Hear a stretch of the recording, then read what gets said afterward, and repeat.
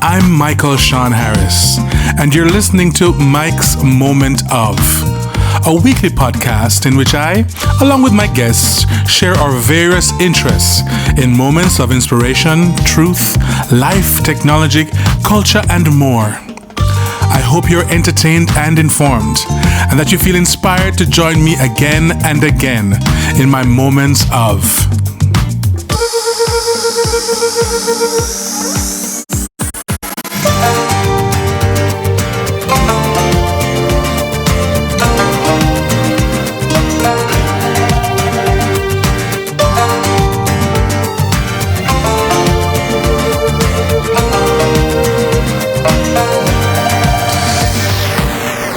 All right, welcome to another episode of Mike's Moment of, and boy, this might be the richest episode because we have the very extra special guest Faye Ellington on, and we're talking about some Jamaican things. Yes, and one of the Jamaican things you're talking about is how you just set me up a while ago about this might be the richest, and then if it's not the richest now, people say, see there now, look there now.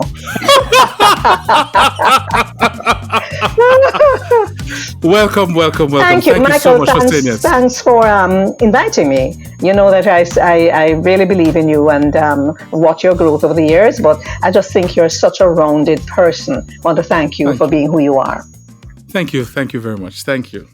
So today we're talking about Jamaican myths and superstitions and, that part of the culture. Wait. No walk under the ladder then. Don't walk under that ladder. Do. No walk on. Lord, watch them now. Pure bad luck, I'm going to follow you. Don't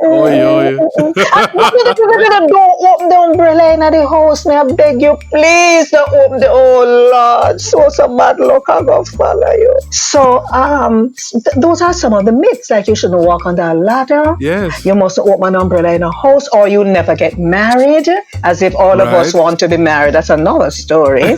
Before me married and go hook up mango tree. Me willing, so me one. Yes, so those are some of them. Now, rolling calf. You know, I swear that it used to be Mass Natty Bull, where I moved through the guava walk or whatever it is. And you hear the chain and all of that. But when old time people tell you about rolling calf, you say, look, you're afraid, no hell, and it would come on a dark night and you see the fire red eyes coming out through the bush and you hear the chain. And oh my gosh, as a child, your heart was into your chest and into your mouth. But each time I reflect on that, I say, adults say the wicked to we pick me door, But I hear that the rolling calf come about what, from a murdered butcher man? Darling, it depends on where in the island you come from. I didn't hear about the murdered butcher man. But what is interesting about myths and all these folklore is that depending on where in the island you come from, what the variation is. It's like proverbs, because some of the proverbs are some of what we call day for day. For example, I never knew the term, and I'm taking away a little bit for 15 seconds, day for day. Where I come from, we call it morning sport, which is if you have a piece of land that you need to bush and fork up so you can plant, everybody in the district come and the men come and help with the bushing and the forking up, and the women put on a pot and cook, and the children help to drop in the corn grainer. But you go into places like Manchester or St. Elizabeth, they call it day for day. Okay. You give a day for another day. And that, so nobody paid community. Nice. That's yes. wonderful. So the rolling calf was one, and it depends. I didn't hear about the murdered butcher man, but I suspect that myth would be there for some parts of the island, what I heard was a description of the rolling calf and the sound that the chain make, and that it would run you down and whatever. Another, and there's fire in it too. Fire in the eyes. Fire in the eyes. And some of what we had as children then, and unfortunately we still hold on to. I mentioned something earlier, and it has just come back now again, the black heart man. So many things that were negative we dubbed black, Yes. And maybe this is a time to speak about some of these things and say, look, we need to look back at why we did that. And perhaps to move away from those things. But that was frightening when you think back at it. You're expecting, well, the man's supposed to have a black heart, but I'm certain it was Right. much more than a heart that people were speaking about. Okay. Okay. Yes. Yeah. Yes. Because it was that time of the colonial and pre-colonial Aye, times. aye, That. aye, Hmm. aye. Hmm. But we Hmm. can go to the good old Duppy. Them Yes. Duppy was a real thing for enough people. I remember And there are late, some famous Oh, ones. yeah, There are some yes, famous ones. yes. Oh, and don't forget the cotton tree. I'll come back to the cotton tree in just a Okay. while. Okay. But the Okay. Okay. Duppy, there's a woman in our district who's been nameless because, of course, family still exists. And Yes. Yes. when that lady died, them tell some lie upon that poor woman how they hear her walk through the crossroad at night time and drag her slippers because she Oh used to Lord. walk like that. you know. Another thing about death too is that there are many myths associated with death, and Yeah. sometimes they I don't know if you ever hear that one.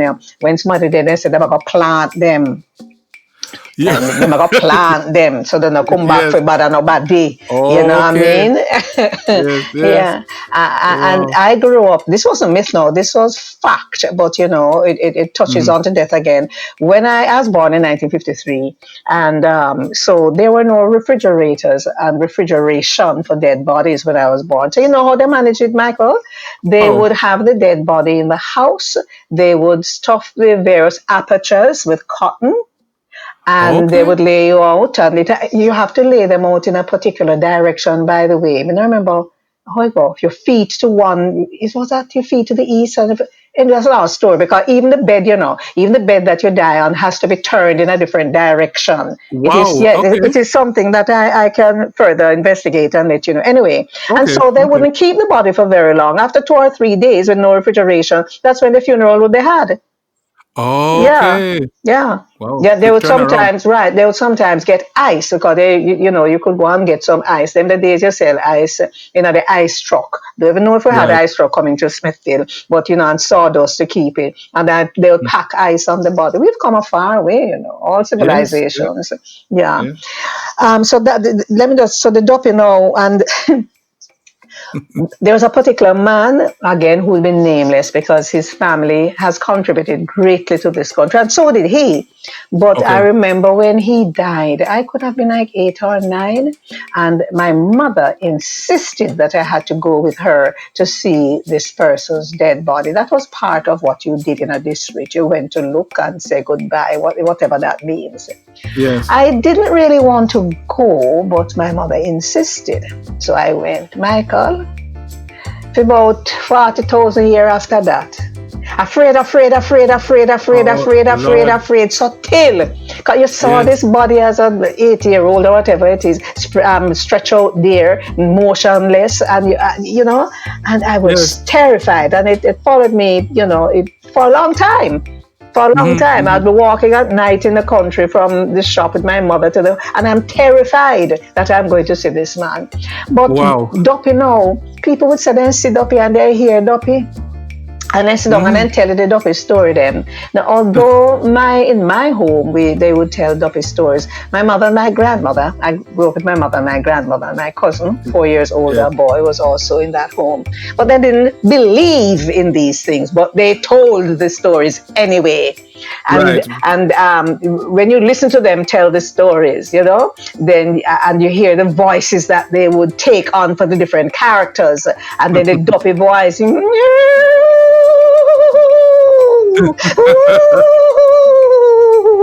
I am telling and you're Yeah. afraid. And sometimes them have like something with them draw on the floor because it's board floor, and you didn't Yeah. realize them was doing it. You draw 'em clean out of your skin, man. Mercy. Mm-mm. So some of the things that I hear is that like if some of the superstitions is that if you wash your face with rice water you can sit up it. Oh You ever heard that yes, one? oh yes, and like where I come from, you have outside kitchen, outside toilet, and so on. That's what Right. it used to be. And Yes. when you're in the kitchen now and you're packing up to go into the house, so you wash a plate and pot and tea, and you mustn't just throw the dirty water outside. Before you throw it, you must say, "Excuse me." Oh. So ended up you out there, you don't dash the dirty water upon them. you know? My mother is from Manchester, from Wigton. Okay. So my grandmother had and it was what do you call it? Daub and wattle? I forget the name of it. Dab and wattle. Dab and Yes, man. wattle. Yeah, man. So and then outside kitchen was that as But well, we and then call there it, was a well, twist it around. We say wattle and dab. That's what we call it. Watland, Wattle and right? dab. Mm-hmm. And then there was an outhouse as well. Yes, So, yes, so yes. yes, man. So when we'd go and spend like a weekend there or go down there for Christmas, that was you could hear the wind blowing through the Oh little holes in the man! thing. And if you had bamboos nearby and the wind go through the bamboo, oh Whistling. man! Yes, Oh, yes. I'm telling you. One of the things, when I grew older, I realized what some of the people thought they were seeing. During a moonlight night, when the moon shine on the banana leaf, it can Yes. give you all kind of shapes. Okay. And people would think that it could be people, the Yes, shadows yes, and the light and shadow, that contrast. And, Yes, and yes. so, especially if somebody died recently, they would have swear blind, say, this mother didn't see, So the moonlight and, dark night and moonlight, they have their own challenges, There are two Duffys, the famous Duffys that I grew up hearing about. One was a Duffy by the name of Kopi, who was supposed to be from St. Thomas. Yes, And we did hear apparently about him too. searching for somebody who had hurt him. And then another one is the Causeway Nurse. Heard about the I Causeway heard Nurse? about that, but that is more modern. There was a Okay. like in the 70s, there was supposed to be a coffin that was being walking up and down downtown King Street and West Street and Okay. all of that. Mr. Brown, I think that one was a Mr. Right. Brown. That's a song that Bob Marley sang about Mr. Aye, Brown. I think The that one was previous a coffin or Mr. something. Brown. Yeah, Yes. and so people, would see things, hear things, imagine things as far as I am concerned. Yes, And, yes. and yes, then yes. the myth surrounding a cotton tree. Yes, yes. The That's an cotton important one. tree, yeah, is supposed to be, I would call it where the Duffys gather, where you you know for sure that you have a cotton tree, Duffy going to be there. And I reflect now on the Tom Kringle cotton tree, which was Right. right across from the ferry police station, what is now the median. That is where it was before they built the highway. Okay, on It was Mandela, yes. it was a massive tree. And so if you're coming from any part outside of Kingston, coming from the western part, beginning as close as St. Catherine, you have to pass this cotton tree. And there were so many myths about Duffy, especially at night, what you'd see and what you not see, and who, which, But cotton Yeah. trees are known to be a place for Duffys to gather. Right. But that is going back. You think that is going back to our African retention? You think? I think so. As a matter of fact, as I'm talking with you, I'm looking for Olive Lewin's book, and just to see if she has anything. I really believe that is going right back to our African retention, because remember that trees have quite a bit of significance in Africa. And I Yes, yes, suspect they would have significance elsewhere in the world as well. yes. But Yeah, they have memory. Trees have trees memory. of memory. And I remember when I went to South Africa, and I was taken to a priest, and it was in a dirt yard, and I funny how things that you grew up with never leave you. When I went in, two young women were threshing something in the mortar, mortar and pestle that you Yes, use man. with coffee and them things or chocolate. Yes, And I just moved yes. right over and took the mortar stick and started to beat. Yeah, beat whatever was in there. Anyway, Yeah. one of the things that I found most interesting about that scenario is that the priest asked me to marry to him to be his, how much wife? Was it the third or the fourth? Michael, you can't say nobody never asked me for marriage, but I did frighten you whistle. Of course. I frighten you whistle. Anyway, So so I'm looking now. I found something here with Olive Lewin has written about cotton tree. I'm certain I found it a while ago. Cotton tree. Yep. 263 to 264. And I just want to find something here to share with you, reminding us that the silk cotton tree is a traditional home of spirits. in Right. Africa and the West Indies. And she's Okay. quoting, I believe this would be Maureen Warner Lewis. She's Yes. quoting Maureen Warner Lewis, pointing out that the young Imogen, and this was Queenie of Kumina fame, Imogen Yes. she's referring to, and I'm now reading from the book. The young Imogen's location within the hollow base of the tree savors of a return to the womb, which is at the same time a journey into the tomb. So it Ah. says the graves of the dead mentors surround the tree so that Miss Queenie enters the world of the dead in order to return with the secret word of life. And this Okay. she's taking from a study by Maureen Warner Lewis. Maybe that's a good person Yes. for you to talk to too. And it Yes. says the tree root is significant too because it is the nodal point of contact between the netherworld and the habitation of those in the flesh. Fixed in the Okay. earth, which for African minds, so it says fixed in the earth, which for African minds carries profound significance as sustainer of life and abode of the dead. The tree draws life through the root. Being in constant contact with this important symbol, the tree becomes central to the procurement of knowledge and truth. Okay. So it's Yeah. like a midway. It's like a midway station. Yes. Basically, that's how Yes. you communicate with the ancestors. Yes. So you Yes. can go there for and then come back and relate it That's right. to the community. This is Wow. amazing. I have had this book for many years, but I don't recall reading that little part. I don't Mm. recall reading. Sometimes you go to a book for research purposes, and Yes. because of how the book is written, I don't think I read the entire book. Okay. But I have this book which is a collection of publications. I uh-huh. think it's called A Reader in African Jamaican Music, Dance, and Religion, and I know it does have stuff from Marine Warner Lewis, and it has stuff from Dr. Lewin as well, Yes, yes, and Edward Siag and a few other people. So yes. I'm gonna peruse that as well. Yes, and Professor Warner Lewis is a good person, I believe, for you to speak with, because Okay, she I will reach clearly out. has done research in this area. Yes, Clearly, yes. you know. Yes, research because I've been doing some work on Kumina as well. I've been doing a bit Mm-hmm. of research on Kumina, and for sure, with her research with Queenie, she's a good person to speak with. Yes, and Olive, I met Queenie, I met Yes. Queenie when I used to sing with the Jamaican folk singers. I spent 1 year with the Jamaican folk singers, and the value of that year was about 10. Yeah, I tell Oh you? wow, I Yeah. can imagine. Yeah, I met Queenie, and that time she was in St. Thomas, and so of course for part of understanding what the group is about and what Kumina is about, you would have had to, Olive Lewin would want you to go to experience this thing. And Right. there are so many myths associated with Kumina, but there are so many things that are factual that people think are myths. Okay, like what? All right, one day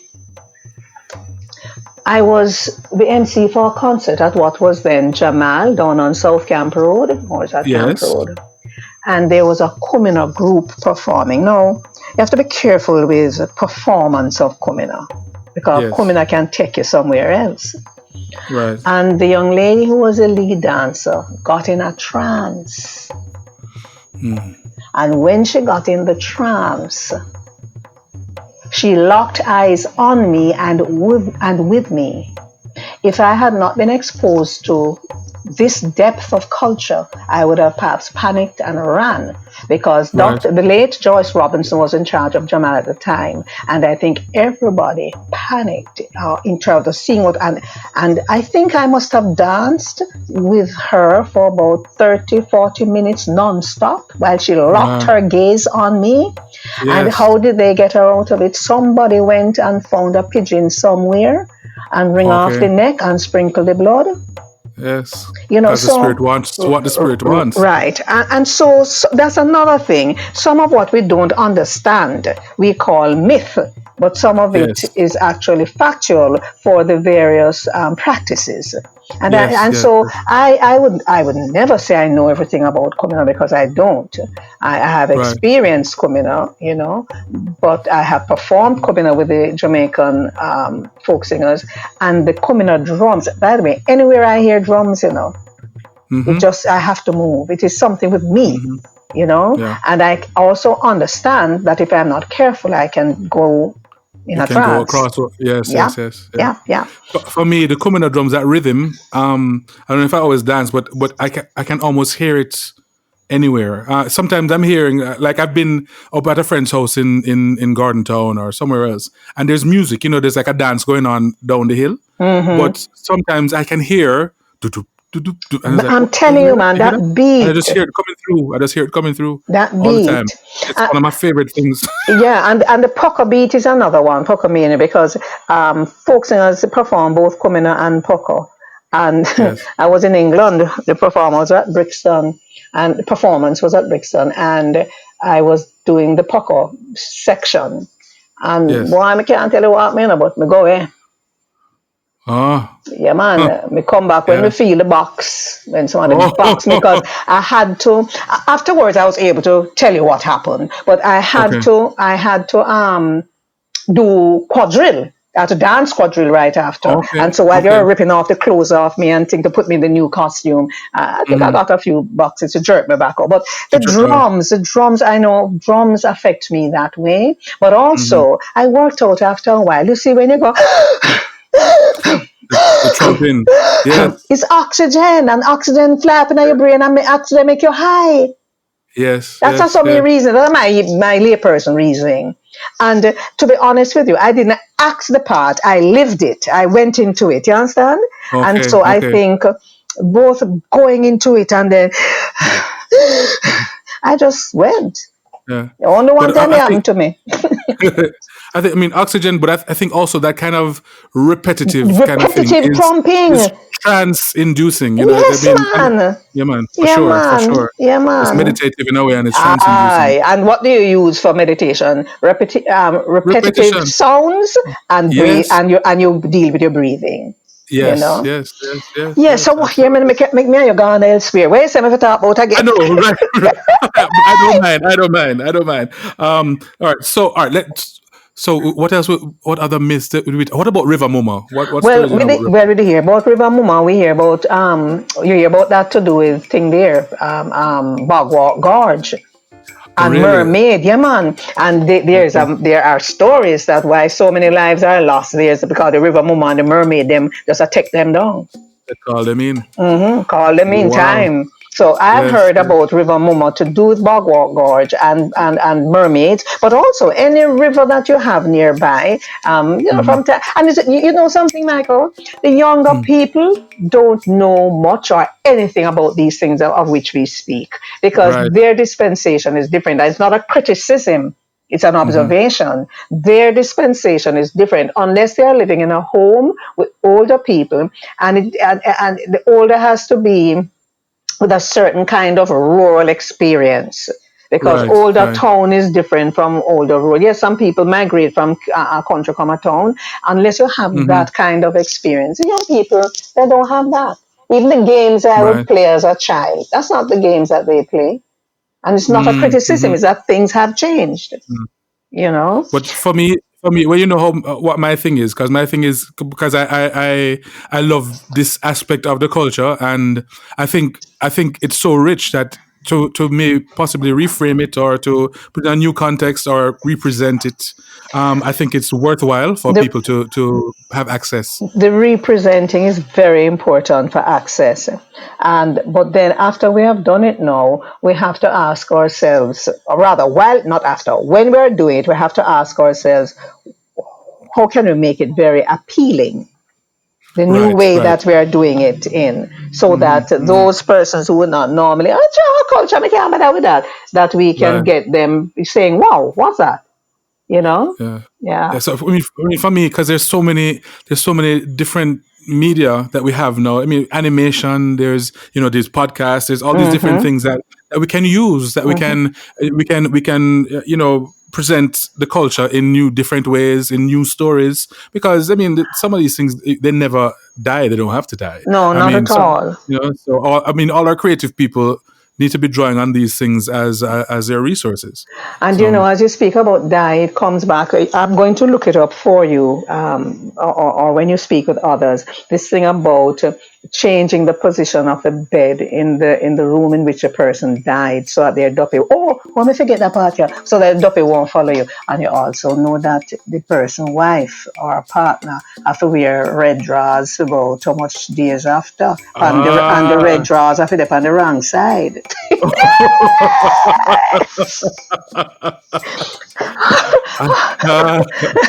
Yes, that is one of them, so that he don't come to trouble her, if you know what I mean. Yes, and there's another one I heard about when you're at the nine night or at the wake. When you leave the wake, you mustn't say goodbye. No. Don't say goodbye to anybody else. People will follow you. Yes. You can't leave until after midnight. Right, and of course, so if you walk along the road and you think the duppy will follow your light matchstick, and you fling one east, one west, one south, or whatever, but you don't fling it in the four directions, because when the duppy will think that you fling four, and then we spend the time looking for the fourth one which you did not fling. Right. Okay. Yes. You didn't know about that one? I did vaguely have that in the back of my head, but it's good to have it back again. No, man, you have to make sure say you throw the matchstick them and make sure it's one, true. Right? So you fool it up, or so you think. Right, yes. Here's another one. When there's a death in the house, you must sweep the house, rearrange the furniture, flip the mattress. Yeah, man. On the day of the funeral, you pass a baby over the body of the person. Yes. To guard the baby. Yes. I have known that. I mean, it's like, when a baby is born, they would open a Bible at a particular psalm, can't remember which one, and put it in the room or in the crib with the baby. Okay. You didn't know about that? I didn't know about that. Yeah, man, no. Big thing that. They also have the thing called asophetical. Yes, in the baby mold. That's from the cotton tree, though, they get that. Though something way by a drugstore. Notice I said drugstore, not pharmacy. I know exactly what you're talking about. Right, yes, and they put it in the middle of the mole, right? So that is also to make the mole closer, but also to run duppy. Yeah. Yes. Okay. Yeah. Okay. Yeah. Yes. And then don't forget now the whole heap of oils and vials. Again, from the drugstore. Again. Yes. Oil for making tap chat, oil for get me a man, oil for turn down in picnic, and some terrible things, But people didn't want another family's child to do well, so them go be a man and thing to turn down. Wow. For the child not to bloom and blossom and accomplish. Yeah, man, people do. But, so because usually when you take in the obium man, it is not, if it's not for yourself, which is like to heal you of something, because they use that, it is usually to get back at somebody else. So that is not usually very pleasant. That is not usually very helpful or positive, Yes. Yeah, man. What they call a business communal. And the communal and the obi are two different something, remember? Yes, yeah. Yeah. But there's some practitioners in the revival and in the communal that are also doing obi. Oh yes. So when your research, I'm certain, will tell you that. And some of the myths, you remember I said earlier on that some of the myths, because we don't understand the practices, they are really not myths, but part of the myths that we have as well were also hygienic practices. What do I mean by that? So my mother and grandmother would say to me, never put your foot in somebody else's shoe. Don't put on anybody else's shoe. And when you really think about what they're talking about, is that you can pick up all kinds of illnesses on your feet. You can pick up, what is some name that people that have athlete's feet? Right. Yes. Or what?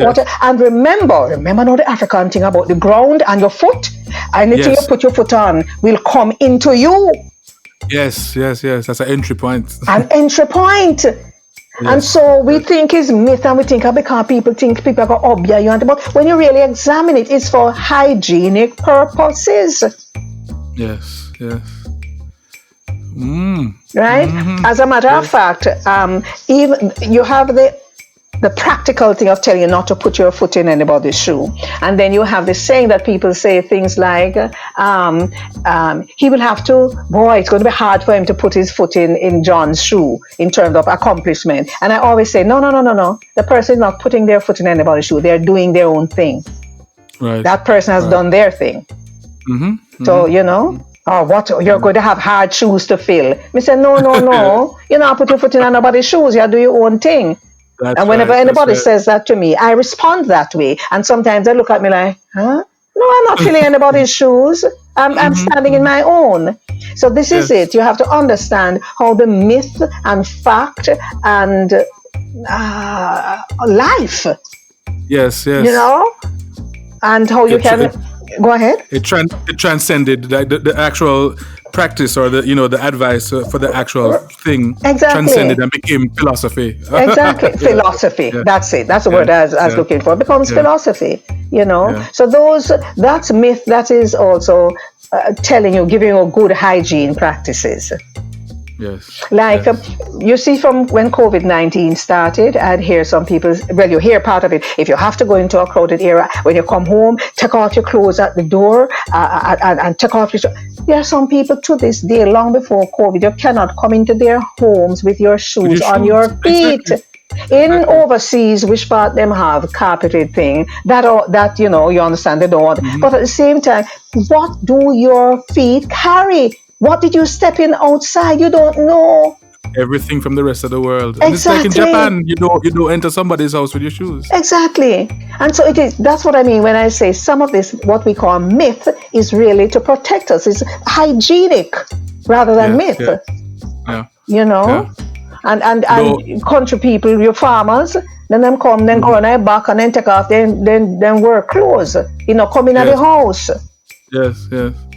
And sometimes the protection, you have to be aware, because even some of the things that we have, like chicken Mary Hawk then here, sometimes it can be too much. Sometimes it can go in the wrong way because you'll be afraid to take a chance. Because you think but you have to be aware of these things as well, and how they've informed the culture and how they might be, making you hold yourself back from doing something new and different. But you have some others like this one, which I love. Monkey must know which part him I got put in tail before he order trousers.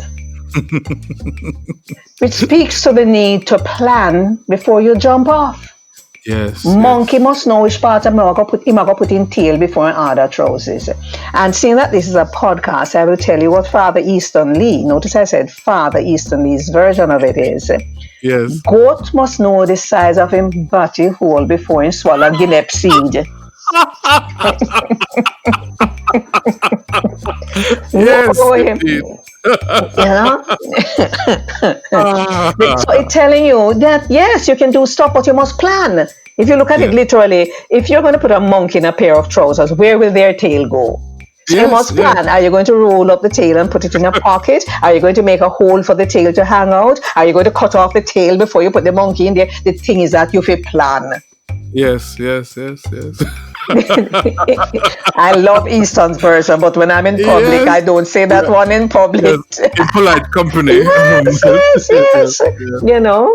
And so some of the myths too about food and when you eat food, stew peas, the story about stew peas. Them say if a woman want to catch a man, she cooks stew peas and give him. You know that story?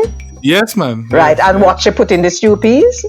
Yes. I don't even know how to say it, but yes. Right, the menses. She puts into the stew pea if she want to catch a man and hold a man.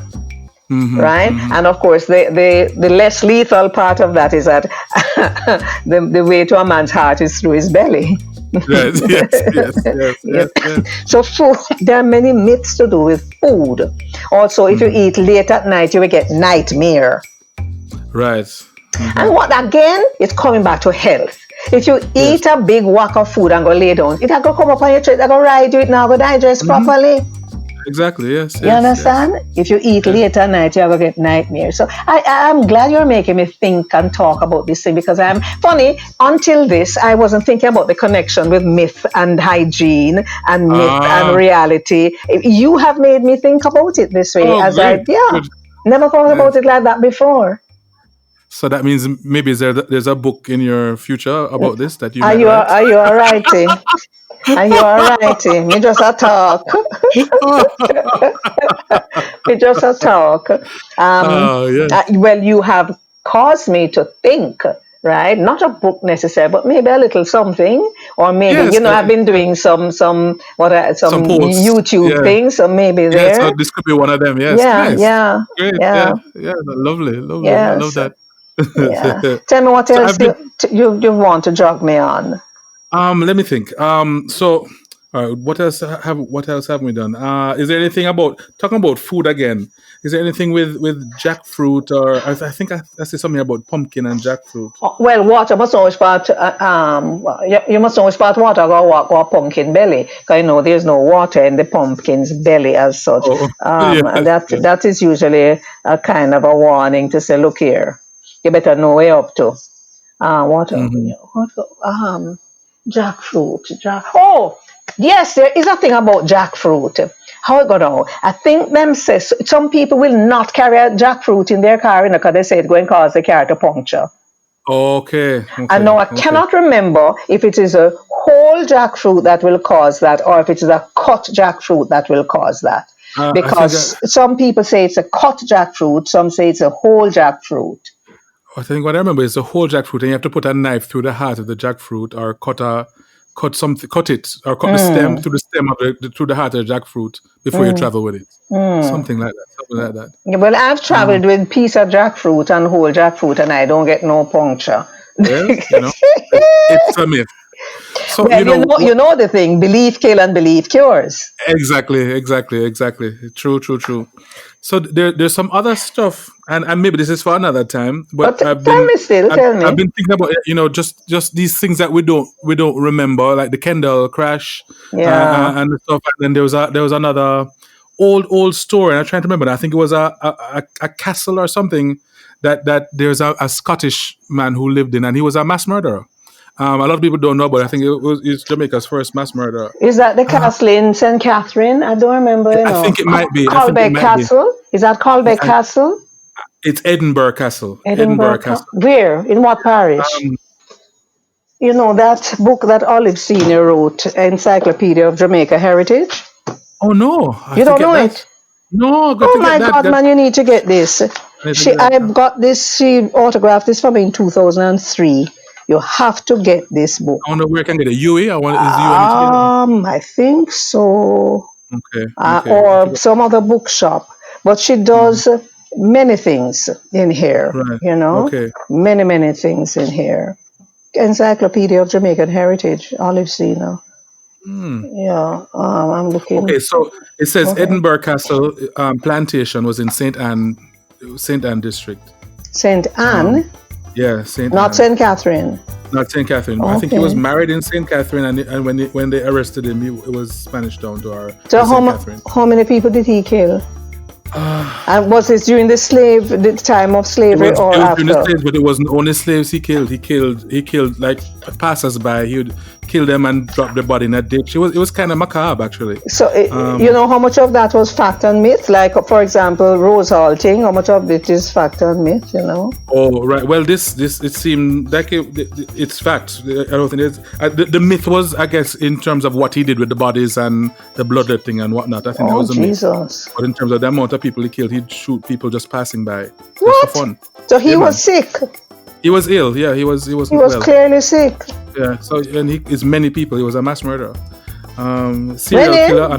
Where's his name? His name was Lewis Hutchinson. Lewis Hutchinson. It was from serial killer on the island of Jamaica, 1773.